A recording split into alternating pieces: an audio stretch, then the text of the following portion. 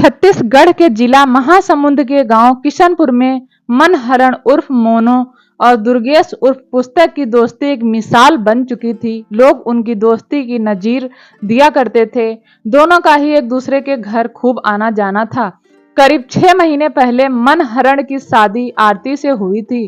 दोनों की गृहस्थी ठीक चल रही थी। दुर्गेश को पिथौरा में आरटीओ एजेंट से काम था। उसने सोचा कि पहले मनहरण के घर जाएगा, वहां से उसे साथ लेकर एजेंट के पास चला जाएगा।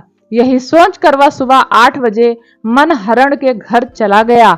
मनहरण की पत्नी आरती नहाने के बाद नाश्ता तैयार करने के लिए किचन में जा रही थी। तभी दरवाजे पर दस्तक हुई। आरती ने दरवाजा खोला तो दुर्गेश को आया देखकर मुस्कुराई। वह बोली, भैया आप आओ, अंदर आओ। उस समय आरती बेहद खूबसूरत लग रही थी। दुर्गेश उसे निहारता रह गया। आरती उसे कमरे में ले गई। मनहरण उस समय सो रहा था। आरती दुर्गेश को बैठाकर चाय बनाने लगी। दुर्गेश आरती के ख्यालों में खो सा गया। कुछ ही देर में वह दुर्गेश के लिए चाय बनाकर ले आई। आरती उसे खोया देख बोली, क्या बात है भैया, कहाँ खो गए? लो चाय पी लो। कुछ नहीं भाभी, बस यूं ही। मनहरण कहाँ है, दिखाई नहीं दे रहा है। दुर्गेश ने पूछा। अभी सो रहे हैं, मैं उठाती हूँ, कहकर वह पति को जगाने चली गई। दुर्गेश के आने की बात सुनकर मनहरण ने बिस्तर छोड़ दिया। वह दुर्गेश के पास पहुंचकर बोला, अरे यार तुम बैठो, मैं तुरंत तैयार होता हूँ, बस 5 मिनट में। इस बीच आरती दुर्गेश के पास बैठी बतियाती रही। उस दौरान दुर्गेश उसे चाहत की नजरों से देखता रहा। इस बात को आरती ने महसूस किया तो उसने दुर्गेश को टोका, क्या बात है दुर्गेश भैया, ऐसा क्या है जो मुझे इतनी गौर से देख रहे हो? दुर्गेश ने साहस करके कहा, भाभी मैं देख रहा हूं कि आप कितनी खूबसूरत हैं। आपकी मिसाल तो पूरी दुनिया में नहीं मिलेगी।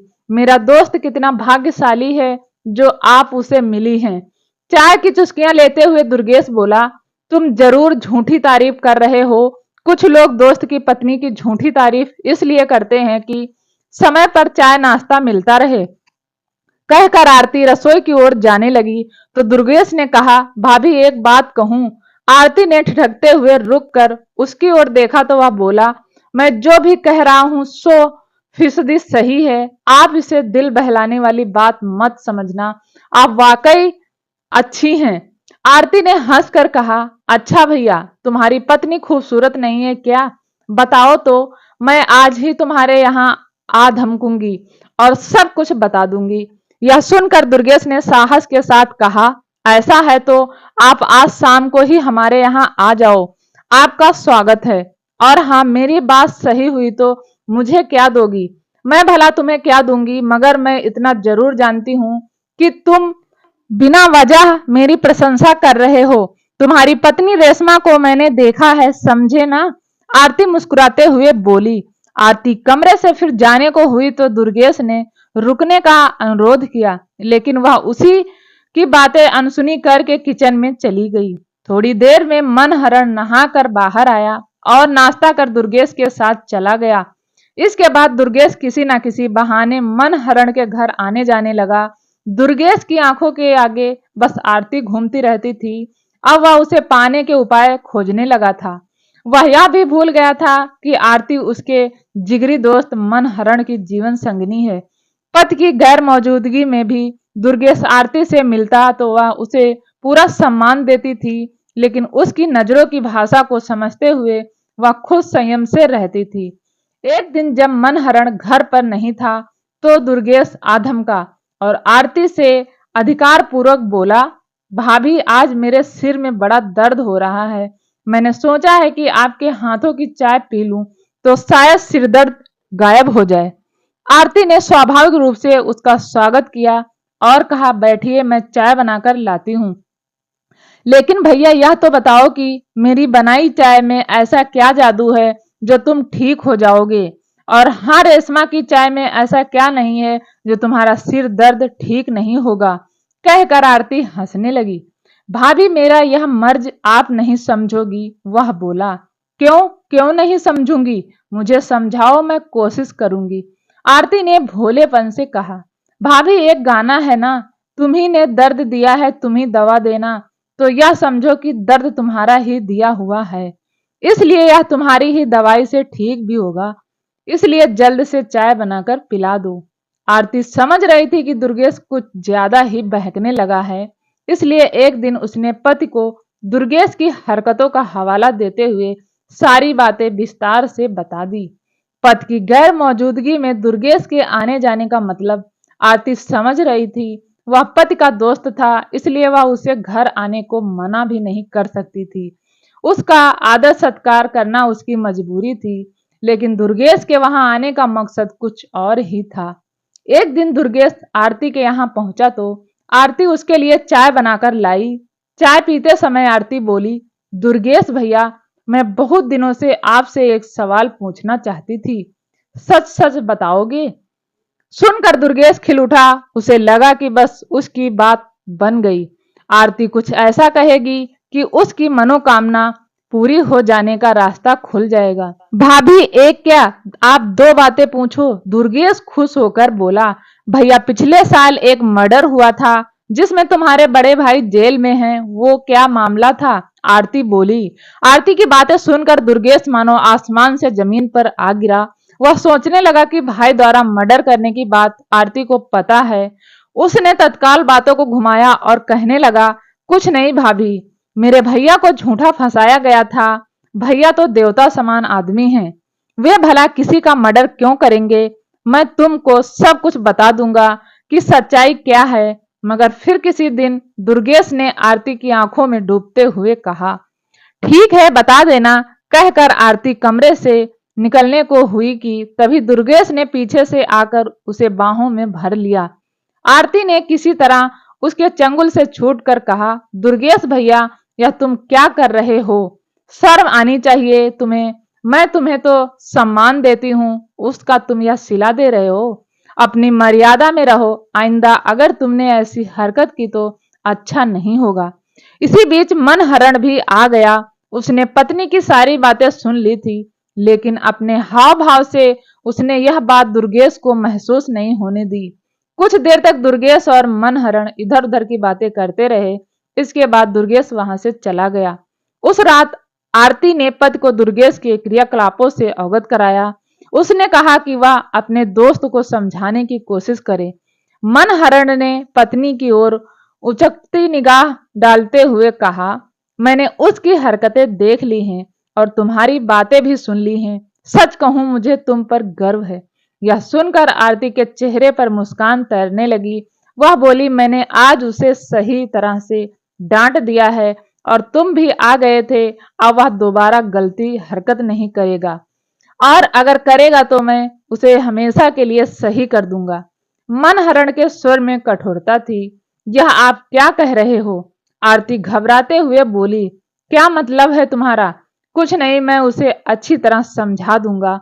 वह सोचता है कि उसके भाई फूल सिंह ने 4 मर्डर किए हैं, तो उसकी वजह से मैं डर जाऊंगा।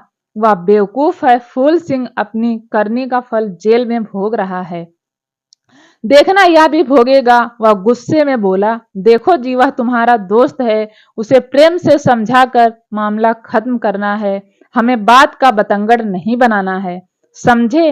वादा करो मुझसे। आरती ने कहा, ठीक है, चलो अब सो जाओ, मुझे नींद आ रही है। कहकर मनहरण ने करवट बदलकर सोने का अभिनय किया, मगर सच तो यह था कि उसकी आंखों की नींद उड़ चुकी थी। 7 सितंबर 2019 की शाम को जब मनहरण और दुर्गेश मिले तो दोनों एकदम सामान्य थे, ऐसे जैसे उनके बीच कुछ हुआ ही ना हो। मनहरण ने कहा, यार, मैंने देसी माल बनवाया है। मनहरण दुर्गेश को किशनपुर के पास स्थित गांव रामपुर ले गया, जहां मनहरण के लिए पहले से ही देसी शराब तैयार थी। उसे ले जाकर दोनों कटरा नाले के पास बैठ गए। उसी समय दुर्गेश का एक दोस्त सूरज वहां आ टपका। तीनों ने एक साथ शराब पीनी शुरू की। मनहरण ने उस दिन पहले से ही मन एक योजना बना ली थी। उसी के तहत उसने खुद कम शराब पी, दुर्गेश और सूरज को ज्यादा पिलाता चला गया। जब दोनों मदहोश हुए तो अपने अपने घर जाने को तैयार हो गए, मगर दुर्गेश और सूरज ने इतनी ज्यादा पी ली थी कि दोनों के पैर लड़खड़ाने लगे। सूरज अभी 16 साल का ही था। वह चलते चलते साइकिल से सड़क पर गिर गया था। उधर मनहरण दोनों की गतिविधियों पर नजर रखे हुए था। जब दुर्गेश पर शराब का नशा चढ़ा तो वह भी एक खेत के पास गिर गया। मनहरण इसी मौके की तलाश में था।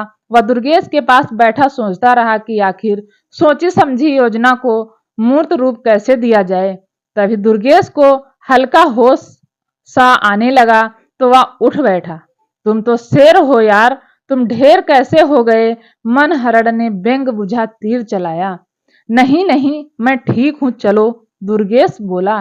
कहाँ जाओगे? पहले मेरी बात तो सुन लो। तुम कमीने हो, नीच आदमी हो। तुमने मेरी बीवी का हाथ पकड़कर उसे छेड़ा। तुमसे मुझे ऐसी उम्मीद नहीं थी। मनहरण गुस्से में कहता चला गया। मैंने बहुत बर्दाश्त किया, लेकिन तुम दोस्ती के लायक नहीं निकले। दुर्गेश पर ज्यादा नशा सवार था। नशे में मनहरण की ओर देखकर बोला, यार तू इतनी छोटी सी बात पर गुस्सा हो रहा है। दोस्ती में यह सब तो चलता है भाई। एक रोटी को मिल बांटकर खाना चाहिए। मनहरण को गुस्सा आ गया। वह बोला, तुम नीच सोच के आदमी निकले, इसलिए आज मैं तुम्हें मौत की सजा सुना दूंगा। और सुनो, बोलकर मार दूं रहा हूं। यह कहकर मनहरण दुर्गेश पर टूट पड़ा और उसे लात घूंसों से मारता रहा। शराब के नशे में दुर्गेश विरोध भी नहीं कर सका। मनहरण ने लस्त पस्त पड़े दुर्गेश को अंततः गला दबाकर मार डाला और गालियां देते हुए अपने घर चला गया। जब रात को दुर्गेश घर नहीं पहुंचा तो उसके घर वालों को चिंता हुई। पिता कन्हैया यादव उसे ढूंढने निकले। सुबह जब उनकी मुलाकात मनहरण से हुई तो मनहरण ने दुर्गेश से कई दिनों से मुलाकात ना होने की बात कही। 7 सितंबर तक दुर्गेश का कहीं पता नहीं चला। परिवार के लोग यह सोचते रहे कि दुर्गेश कहीं बाहर तो नहीं चला गया। मगर 9 सितंबर को सुबह रामपुर गांव का तीरथ राम जब अपने खेत पर पहुंचा तो वहां एक आदमी की लाश पड़ी देख उसके होश उड़ गए।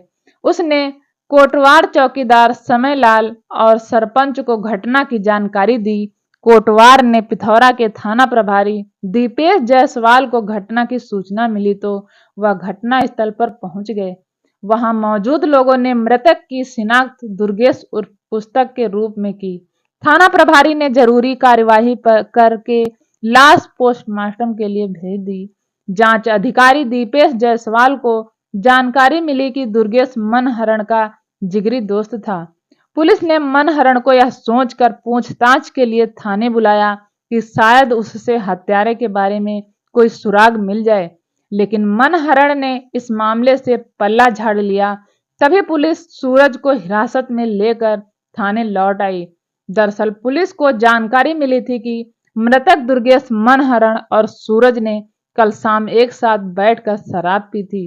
सूरज को आया देख मनहरण समझ गया कि अब उसका झूठ नहीं चल सकता, इसलिए वह टूट गया। मनहरण ने पुलिस के सामने स्वीकार कर लिया कि पत्नी आरती के साथ छेड़छाड़ की वजह से उसने अपने दोस्त दुर्गेश की हत्या की थी। उससे पूछताछ के बाद पुलिस ने मनहरण उर्फ मोनो को दुर्गेश उर्फ पुस्तक की हत्या के आरोप में गिरफ्तार कर न्यायालय में पेश किया, जहां से उसे जेल भेज दिया गया, जबकि सूरज को बेकसूर पाए जाने पर थाने से घर भेज दिया। दोस्ती एक ऐसा रिश्ता है जो कभी कभी सगे भाई से भी बेहतर साबित होता है, लेकिन जब यह रिश्ता वासना में होकर दोस्त की पत्नी का दामन छूने लगे तो अंजाम भयानक ही होगा। अगर समाज में आपको रिश्ते बनाए रखने हैं तो रिश्तों की मर्यादा को समझिए और उनका सम्मान बनाए रखिए। कहानी अच्छी लगी हो तो प्लीज चैनल को सब्सक्राइब जरूर करें। कहानी सुनने के लिए आपका बहुत बहुत आभार, धन्यवाद।